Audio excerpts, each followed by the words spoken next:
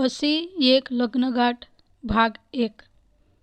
तुम्ही जर आमच्या चॅनलवर नवीन असाल तर चॅनलला सबस्क्राईब करा आणि बेल आयकन प्रेस करा। चला तर सुरू करूया आजचा भाग। श्रेयस बेटा, आटोपलं का तुझं? लवकर खाली ये, नाश्ता तयार आहे। श्रेयसची आई त्याला म्हणाली। नीता, श्रेयसची आई, त्याला खाली नाश्ता करायला बोलावते। तो घाईघाईने खाली येतो। डायनिंग टेबलवर नाश्ता सोबतच दुधाचा ग्लास असतो। तो घाईघाईने पितो आणि आईला सांगतो, आई, आज आपल्या कंपनीत अर्जंट मीटिंग आहे। प्लीज मला नाश्त्याचा आग्रह करू नको, अगोदरच उठायला उशीर झाला आहे। डॅडचा 2 वेळेस फोन येऊन गेला, तू अजून पोहोचला नाहीस म्हणून। नीता म्हणाली, अरे तुझ्या डॅडने कंपनीत जाताना तुलाही सोबत घेऊन जाणार होते, पण मीच बोलली। रात्री 1-1:30 वाजेपर्यंत तो फाईली तपासत बसला। आता तरी थोडा वेळ झोपू द्या। काय सदान कदा काम असतं पोराच्या मागे। जा तुम्ही, अगोदर उठवून पाठवते त्याला। श्रेयस म्हणाला, आई काय हे? आई, असं का केलंस तू? मला डॅडसोबतच उठवायला पाहिजे होतं ना। त्याने अगदी घाईघाईने फाईल घेतली, लॅपटॉप, गाडीची चावी वगैरे घेऊन निघाला। ड्रायव्हरला सांगितले, गाडी स्पीडने चालव, सगळेजण माझी वाट बघत असतील, अगोदरच मला उशीर झाला आहे। असा श्रेयस इंडस्ट्रीचे मालक रविकांत पटोले यांचे सुपुत्र। दिसायला खूपच हँडसम। दररोज सकाळी उठून कसरत करायची। कसरतीने बॉडी फिट झालेली। घारे डोळे आपल्या आईसारखे, अगदी सरळ नाक, गोरा कलर, जेल लावून व्यवस्थित सेट केलेले केस, तपकिरी कलरचं शर्ट घातलेले, ते घालूनच अजूनच तो हँडसम दिसत होता। उंचापुरा तगडा। त्याला पाहताच मुलींच्या मनात अगदी कुचकुच होत आहे सारखं व्हायचं। पण या हिरोला मात्र कोणाचं काहीच पडलेलं नसायचं, फक्त त्याचं काम आणि काम। सुंदर मुलींकडे लक्ष द्यायला त्याला वेळच नसायचा। रस्त्याने जाताना किंवा कंपनीतसुद्धा जॉबवर असलेल्या मुली त्याच्याकडे पाहतच राहायच्या। त्याच्या एका स्माईलने खल्लास व्हायच्या।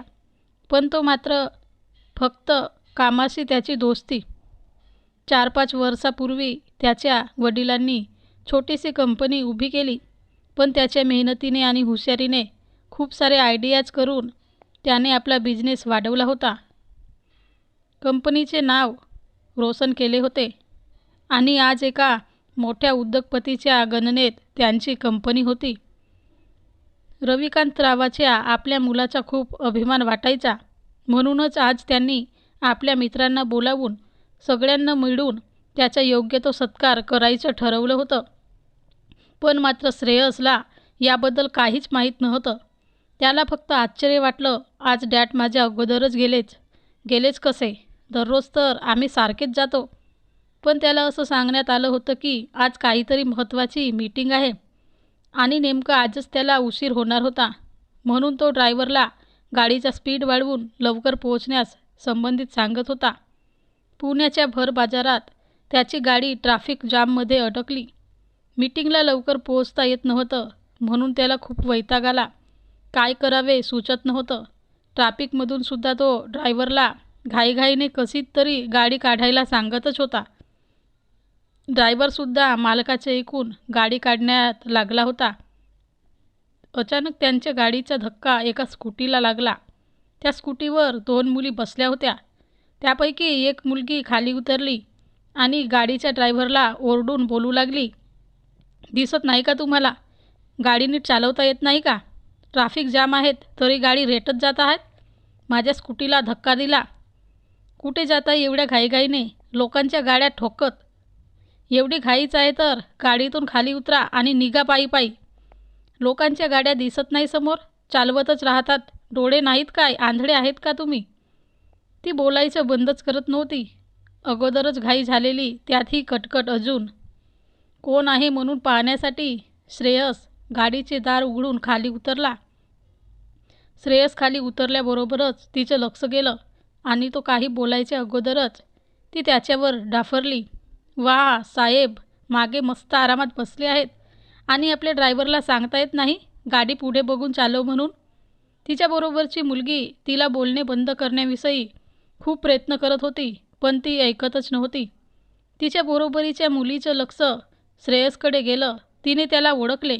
तिच्या तोंडून सर असा शब्द निघणारच होता. तेवढ्यात श्रेयस तिला स्वतःच्या तोंडावर बोट ठेवून तिला चूप राहायला सांगितले आणि पुढे येऊन तिला म्हणाला, आय एम सॉरी मॅडम, तुम्ही सांगितलेले याच्यापुढे लक्षात ठेवीन. आता जाऊ द्या. ट्रॅफिक कमी झाली आहे. तुम्हालाही वेळ होत असेल, मलाही वेळ होतो. चला निघा. तिने त्याच्याकडे बघितले. अगदी शांत चेहऱ्याने तो बोलत होता. त्याच्या त्या रुबाबदार हँडसम चेहऱ्याकडे तिला पाहतच राहावंसं असं वाटायचं. पण तिचा स्वभावच खूप रागीट होता. ॲटिट्यूड आडवा येत होता. म्हणून ती त्याला रागातच बोलली, इट्स ओके. चल ग प्राची, अगोदरच मला कॉलेजला वेळ झाला आहे आणि अजून वेळ करण्यासाठी हे असले महाभाग मध्येच येऊन जातात. असंच बडबड करत तिने स्कूटी स्टार्ट केली. तिच्या बरोबरीची ती मुलगी प्राची श्रेयसच्या कंपनीत काम करत होती. त्या स्कूटीवाली मुलीची मैत्रीण. तिला कंपनीत तिच्या रोजच्या ड्युटीला जायचं होतं आणि त्याच मार्गाने त्या मुलीची पण कॉलेज होती. ट्रॅफिक कमी झाली आणि श्रेयसची गाडी पण निघाली. श्रेयसने हुस म्हणून मागे सीटवर डोके ठेवले. अजूनही त्याच्या कानात त्या मुलीची बडबड ऐकूच येत होती. तो मनातच हसला. अरे बाप रे बाप, काय मुलगी होती की विघ्न होतं हे असं. दुसऱ्याला बोलण्याचा चान्सच दिला नाही. पण जेव्हा श्रेयसने गाडीतून बाहेर निघून तिच्या चेहऱ्याकडे लक्ष गेले, तिचा चेहरा अगदी सुंदर आणि मासूम वाटत होता. गोरा रंग, चाफेकडी नाक. गोऱ्या रंगामुळे रागात तिच्या नाकाचा शेंडा लाल झाला होता. जीन्सवर क्रीम कलरची टी शर्ट तिने घातलं होतं. लांबसडक काळेभोर केस तिच्या सौंदर्याला अधिकच शोभा आणत होते आणि रागात ती अजूनच सुंदर दिसत होती. श्रेयस गाडीतून संतापात खाली उतरला खरा, मात्र तिच्या सुंदर चेहऱ्याकडे पाहून त्याचा राग कुठच्या कुठे पडून गेला होता. एक वेळ तो तिच्या बडबडीकडे पाहतच राहिला होता. तिच्याबरोबर तिची मैत्रीण प्राची तिला चूप करून तिला बोलूच दिलं. श्रेयसच्या चेहऱ्यासमोर पुन्हा पुन्हा तिचा चेहरा आणि तिची बडबड करण्याची ॲक्शन हेच फिरत होतं आणि हळूच त्याच्या चेहऱ्यावर तिचा चेहरा आठवून स्माईल आली. तो कंपनीत पोहोचला. तिथे सगळेजण गोळा झालेले होते. त्यांच्या कंपनीसोबत डील करणारे उद्योगपती, त्याच्या वडिलांचे मित्र सगळेच त्याची वाट पाहत बसले होते. तो आला. सगळ्यांनी त्याला फुलं आणि हारतुरे देऊन त्यांचं अभिनंदन केलं. खूप खूप कौतुक केलं. त्याच्या वडिलांना आपल्या मुलाबद्दल खूप अभिमान वाटत होता. सगळ्यांनी त्याची स्तुती केली. त्या दिवशी सगळ्यांसाठी त्यांनी डिनर पार्टी ठेवली होती. सगळं आटोपून ते घरी जायला निघाले. त्याचे वडील आणि ते दोघेही गाडीत बसले आणि निघाले. गाडीत बसल्यावर तो थकून सीटवर मागे टेकून बसला. दिवसभर त्याला पार्टीमध्ये सकाळी घडलेल्या गोष्टीची आठवण पडली होती. पण आता गाडीत बसल्यावर डोळे लावूनसुद्धा तिचा चेहरा त्याच्या डोळ्यासमोर दिसत होता. तिचे ते गोबरे गाल, तिची बडबड सगळंच त्याला आठवून त्याच्या चेहऱ्यावर आपोआप स्माईल येत होती. तो विचार करू लागला, कोण होती ती मुलगी? आपल्याला साधं तिचं नावही माहीत नाही. प्राची, ही आपल्या कंपनीत जॉब करणारी हिची ती मैत्रीण. प्राचीला नक्की माहीत असणार तिचं नाव, गाव, ती कोण आहे असं. पण लगेच त्याच्या मनात विचार आला, अरे पण ती कोण, कुठली मुलगी? ती कोणीही असो, तिचं नाव काहीही असो, मला काय त्याचं?